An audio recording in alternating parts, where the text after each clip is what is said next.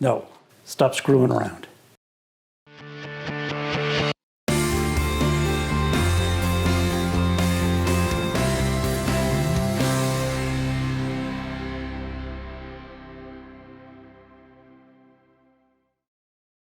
Hello, and as always, welcome to the Laramy-K Optician Works Training Center, where today we're going to start a new series on the proper use of common hand tools.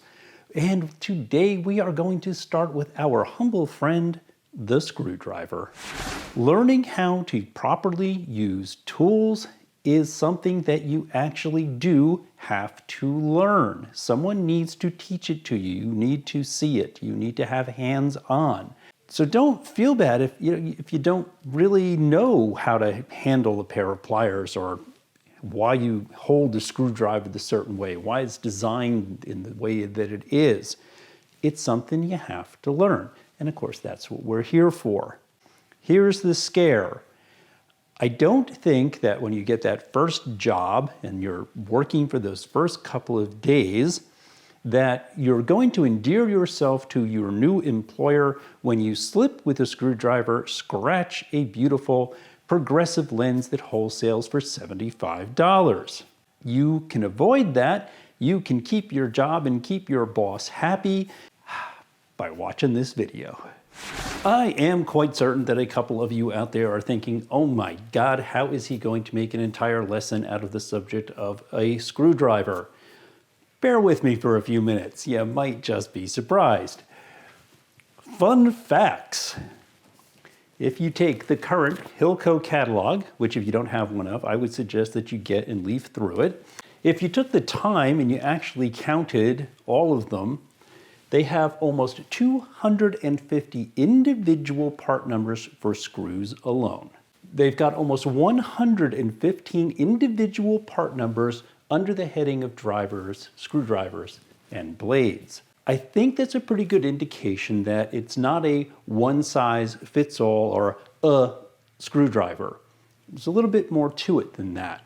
Let's see if we can't figure out what it's all about. There are two basic designs for screws. You have your traditional flat, which is the single slot that runs across it. And we have what are called either dual slot, or in the Hilco catalog, plus minus. It means that it has a full slot across, so you can use a traditional flat blade.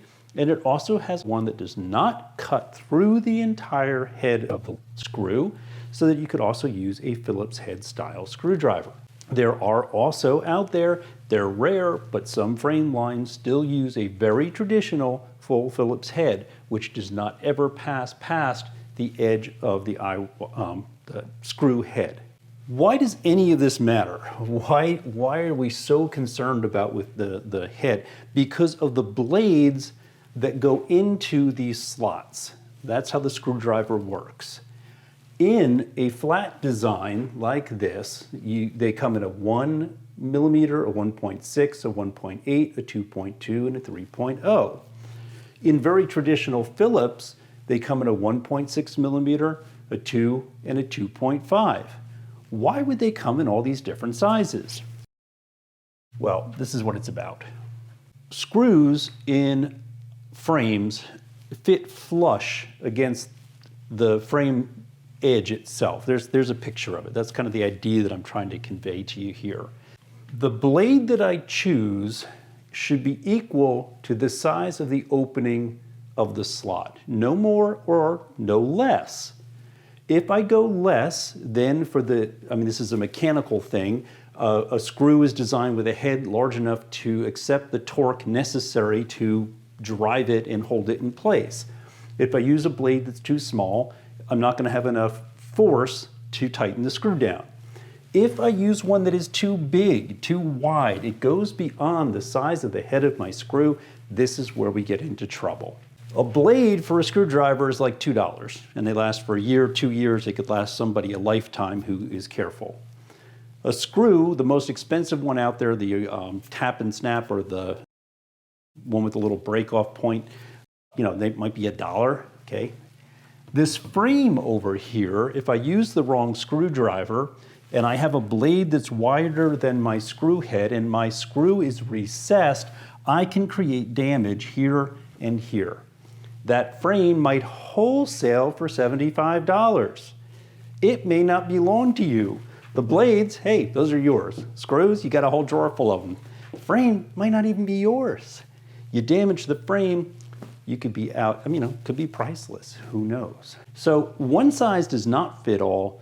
You're gonna have to have a little bit of a toolbox. You're gonna have to have the different sizes in the flat, different sizes in the Phillips, and swap them out when you need to do that. Things to look for, and how do you look for these things? Magnifying glass, set of cheaters, readers, whatever it takes, because man, this stuff is small. You need to be able to look at it closely. If you look at the head of the screwdriver blade, okay, watch for this. This is not all that uncommon. You have this beautiful flat edge here, and then the corner will actually be broken off. Somebody's used it to, chip paint or something, who knows. If you see that, throw it out.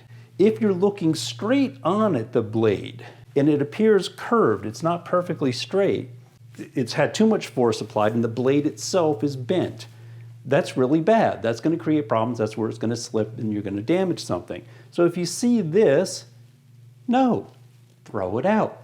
Get a new blade out of the cabinet and put it into your screwdriver.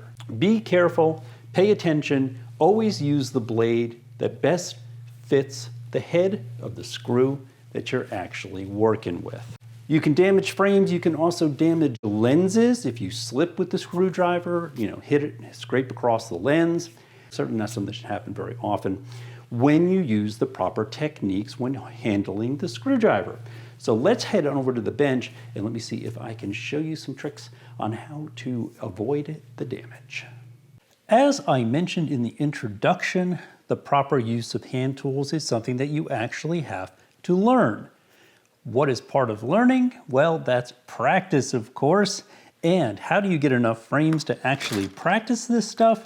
Well, I would say either hit the donation box or make a donation box. Your education is certainly a worthwhile charitable donation.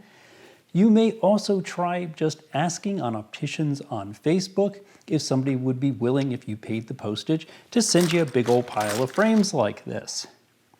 Once you've got a big old pile of frames, well, then break out your screwdriver, all your different blades and sizes, and practice, practice, practice. When you're done practicing, don't throw them away because, of course, you can always use them to learn the rest of the hand tools we're going to go over, and, of course, adjustments too. As I mentioned on the whiteboard, the optical screwdriver comes in many, many variations. However, all of those different variations do have some things in common. They will all have a rotating head like this, and I'll show you why that is in a minute. Now, those may vary in size and weight, but it will be there. The length is always roughly the same. That's because the way you hold it properly, get the good grip, and be able to move it around with precision is fixed in that distance. They're all going to have a roughed up area or a band of some kind that allows your fingers to grip it and not slip. And obviously they are all going to be designed to be able to have the blades changed for those different styles and different sizes. The first thing that I would do is look around where you work. Look around the lab, the dispensing area, and find what people are using to work with frames. I guarantee you will find a table edge or a drawer or a bench where people hold frames like this. You'll want to do this too. It helps you keep the frame from moving, it allows you to apply greater force, and it protects the frame from damage. Speaking of force, I mentioned that there's a proper way to hold the screwdriver. That looks like this. When the frame is properly braced and the screwdriver is held properly, you can exert a tremendous amount of force. That will be pressure both down and a twisting or the application of torque to tighten or loosen screws. It is not uncommon for frames to be assembled and then plated, which essentially freezes the eye wire screws in place. You often have to break that bond to get it to release, so don't be scared to apply some force. After practicing that, let's look at two of the most common things you'll do. These are so common to the day-to-day work of an optician they will become second nature. The first is swapping nose pads. And what I want you to pay attention to here is just watch my thumb and my fingers. Notice how I position them. Notice as I use them for guides. Notice how I move the temples around and use them as a guide as well. Practice this until it hurts. Each pair of glasses will pose its own unique set of challenges. Just practice it, and you'll do just fine. The second most common thing is lens insertion and removal. Just like nose pads, what I want you to pay attention to is how I'm positioning my fingers, how I'm using them to protect against that blade slipping or moving from where I need it. With experience, you'll find that frames that have been worked on before can be done without bracing. However, for now, just use that technique. Once you are 100% confident, you can try other things. Until then, I know you're sick of hearing it, but practice, practice, practice. As always, thank you so much for watching. I hope you learned something today. If you're watching us on YouTube, make sure you hit the subscribe button down there in the corner. If you're watching us on Facebook, by all means, share this with as many people as you can. Be sure to consider joining opticianworks.com or becoming a customer of Laramy-K and getting your membership for free.